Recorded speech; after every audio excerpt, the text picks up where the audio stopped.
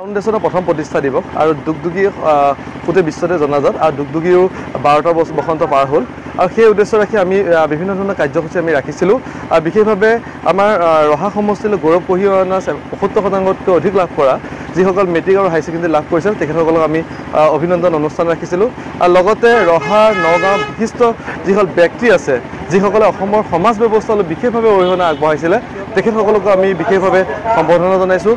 তাৰোপৰি যিসকল শিক্ষানুষ্ঠানৰ পৰা পাছ কৰি পেলাই আমাৰ অঞ্চললৈ গৌৰৱ কঢ়িয়াই আনিছে তেখেতসকললৈ শিক্ষানুষ্ঠানৰ আমাৰ শিক্ষাগুৰুসকলকো আমি বিশেষভাৱে সম্বৰ্ধনা আমাৰ ব্যৱস্থা কৰিছোঁ।